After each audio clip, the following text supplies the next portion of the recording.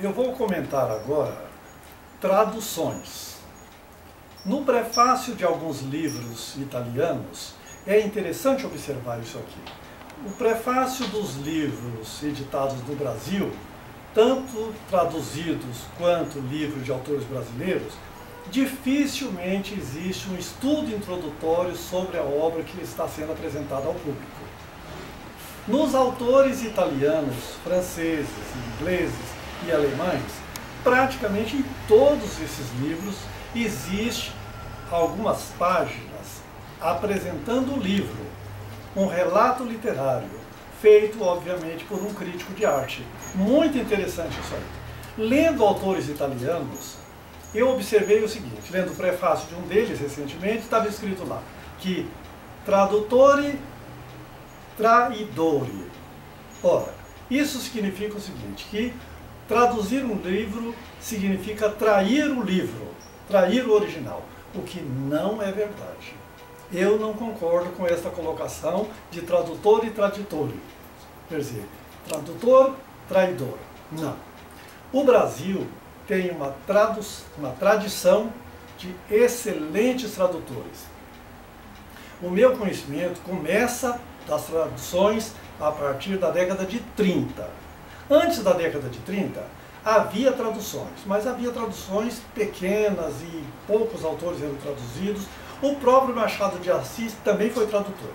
Recentemente eu li um livro chamado Os Trabalhadores do Mar, de Victor Hugo, original francês, e que foi traduzida por Machado de Assis. Uma tradução magnífica, muito bem traduzido, é a mesma coisa se estivesse lendo o livro no original.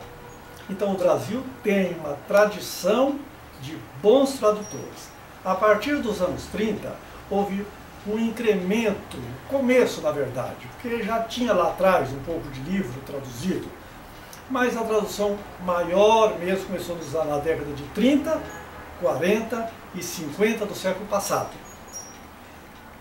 Um dos grandes tradutores aí foi Monteiro Lobato, que traduziu muitos livros, tanto do original inglês quanto do francês, em traduções memoráveis.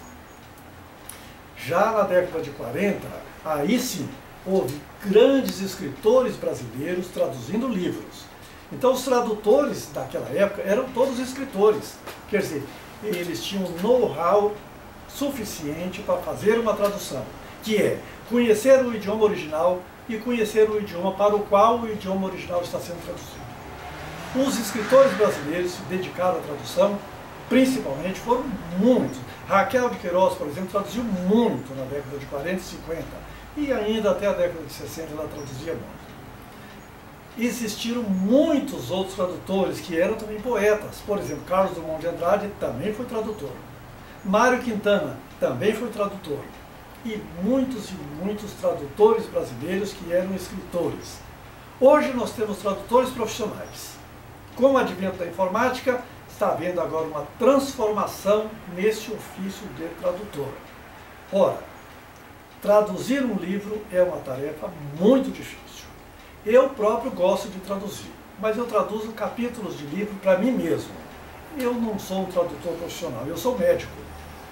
A minha formação é primeiro em ciências exatas e depois em medicina. Eu me formei em física e em matemática e exerci a profissão no magistério de 3º grau.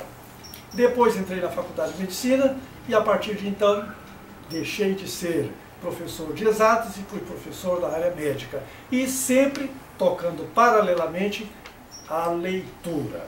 Sempre fui um leitor. Sempre gostei de livros. E recomendo aos que estão assistindo esta colocação que sejam também leitores. Leiam livros. Comprem livros. Emprestem livros de biblioteca. E se você tem livros, empreste para outras pessoas também. Divulgue os livros que você tem. Amplie o círculo de leitura. Ler é uma atividade fascinante.